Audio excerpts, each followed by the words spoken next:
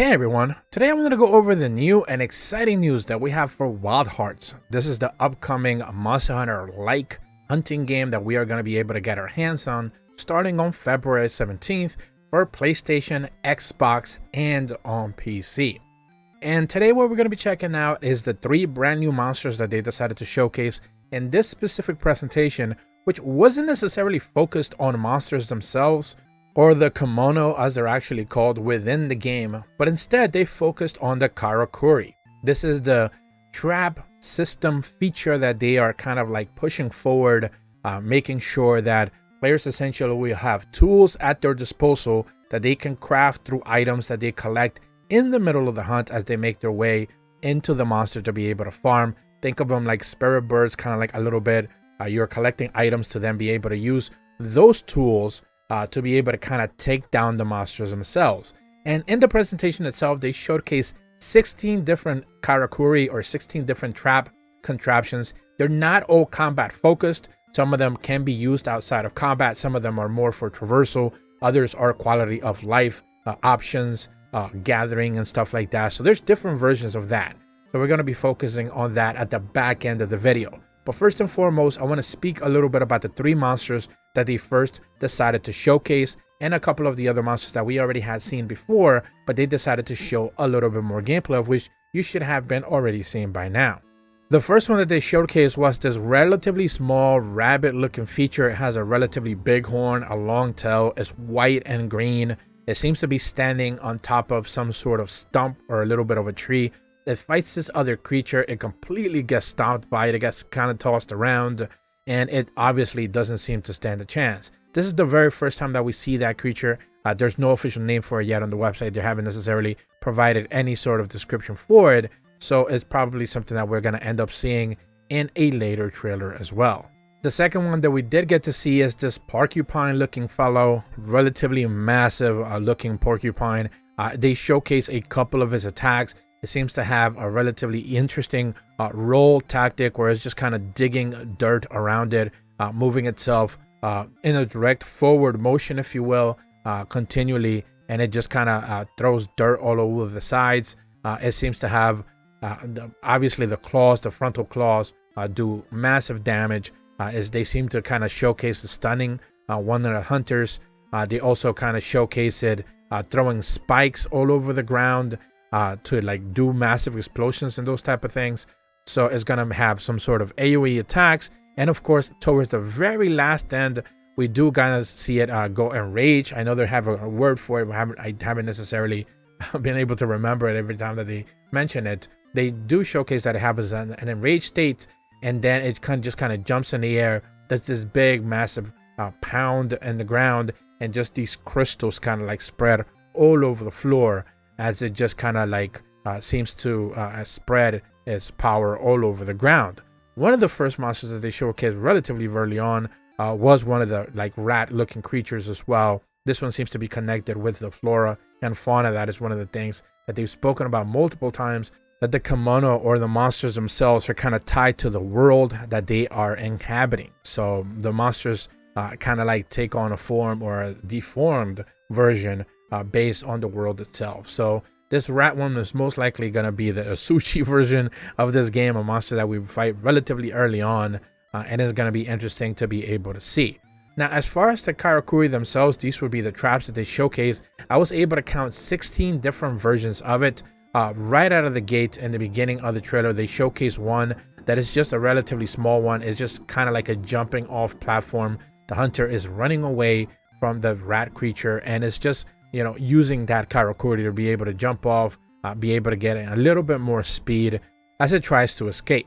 Now, another one of the karakuri that we do get a better look at, of course, is the one brand new one that we did get to see, and it's this bouncing off karakuri. So there's 2 versions of this. One, we have seen them kind of like build this massive kind of wall. The wall itself just stands still. It's kind of like metal with wood all around it, and then the monsters will just kind of hit on it, get KO'd, bounce back. What this one does, it seems to be kind of like a wire string type of thing, where the monsters hit it and they get completely bounced back, but they don't actually get KO'd. So this one most likely requires different materials, and it doesn't give you a KO status. What they do showcase right afterward is that the hunter builds a climbing contraption, a climbing karakuri for you to be able to kind of jump yourself upward and then do a direct attack down, like ground from the air to the ground type of attack. So you do have like most likely however many materials you're going to be able to use. You're going to be able to craft the big one, the kind of like the big door one that gives you a KO. Instead of using that, you have the option to do a bounce off wall one, and then you can jump upward to be able to kind of attack while the monster is staggered a little bit. So they seem to be giving you the option to kind of like build different ones to be able to get around it. The next one that they do showcase is something of a fire contraption that just kind of does a fire AoE attack. It does these like AoE circular attacks, so most likely it's going to be continually doing fire damage. One of the other ones that they did showcase before in the previous presentation, but they showcase once again here, is the big mallet. So this karakuri kind of just built itself up, and eventually it just kind of hits the monster straight up downward. They get staggered, they get stunned, most likely KO'd, and they get sent directly into the ground. Another karakuri that they showcase for the very first time is this kind of like wind type of karakuri where they're just throwing winds up in the air. Most likely you can only build one at a time, but they showcase 3 of them built together. So presumably different hunters had to build these all together. And essentially what you do is you put these on the ground, you get flung up upwards, and then you use the little glider, the little copter glider contraption that you can build up, and then just use that to kind of glide yourself forward and continue the momentum moving forward. So that is an interesting thing that they showcase. But of course, most likely you can only build one and other hunters will have to do the rest.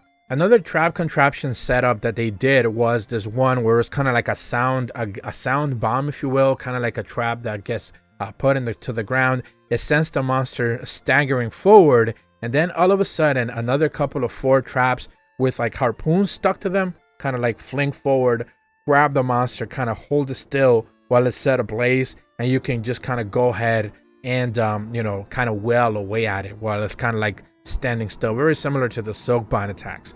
At the same time, then they showcase another hunter throwing a big karakuri bomb up onto the ground, and of course the bow hunter just kind of does this big attack in the middle of the air to explode it and do massive damage on it. So that is kind of like the way that they're showcasing that you can use these trap contraptions to be able to just kind of like make continual attacks forward together as a team and not necessarily be too concerned with having to do all the work by yourself.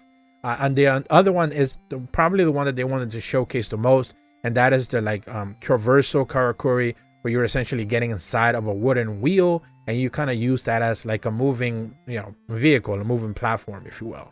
So you're just continually moving around the world. Think of it like your Palamute, but without the actual cute doggo.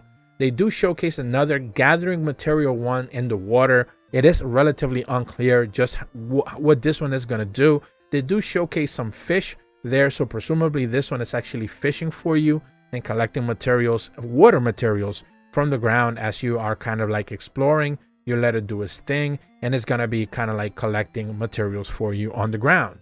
The other karakuri that they decided to showcase, and it's interestingly enough that they're choosing to do it in this way, is the fact that you can actually do a mechanical Tetranodon or a mechanical bear this time around, and you can simply just train against a mechanical bear, and basically as you build it, presumably you can just kind of train, learn your weapon combos, your weapon abilities and stuff like that. And it seems to be like that one is also going to be something that you're going to be able to build most likely outside up in the world. I'm not necessarily sure how beneficial that is going to be, but it is an interesting option for sure. Now, one of the last new ones that they did showcase was one where it just kind of like sending out a signal flare, if you will. It seemed like the SOS system from Monster Hunter World. They didn't obviously make it very clear just how that one is going to work, but essentially they do showcase it like if you want to recruit players, bring them in, you should be able to go ahead and kind of like send that up, and it kind of sends out a flare, and you're going to be able to use it to collect players, presumably. Another one that they did showcase in the middle of combat is one where you could just kind of lay it on the ground. It's a relatively small one, and you use it as a jumping off point, but not upward, but instead back. So if you kind of like just need to divert yourself from one way or another, or kind of use it as a gliding motion, if you will, kind of like if you have seen my gameplay for Monster Hunter, where I use the Silkbind attack for kind of just going around, if you will, from a monster's attack. This one is going to be pretty much the same. You have a pivot point, and then you just directly just swerve or swoon your way around to the other side without much of a hassle. So it's interesting how that one is going to be utilized, most likely for gunners, which we do showcase a little bit of a short clip of a gunner just kind of coming in, doing some gunning right there, relatively towards the back end of the video as they're fighting the big porcupine monster. So we're just going to have to wait and see how that one works out. Lastly, they do showcase this one big, massive, kind of like bomb karakuri, if you will. And it just seems to be like a massive cannon attack. Nothing necessarily too surprising or too special. It just seems to be like a big, massive cannon attack. And that's pretty much it. So that's all the karakuri that they showcased. That's all the monsters that they showcased. And, you know, it's interesting. You know, I'm not necessarily too convinced on this game just yet, but it certainly looks like they are trying to do something very different this time around. If you are brand new to my channel, be sure to leave a like and subscribe. Hit the bell to receive notifications when the videos go up. And as always, thank you so much for watching. See ya.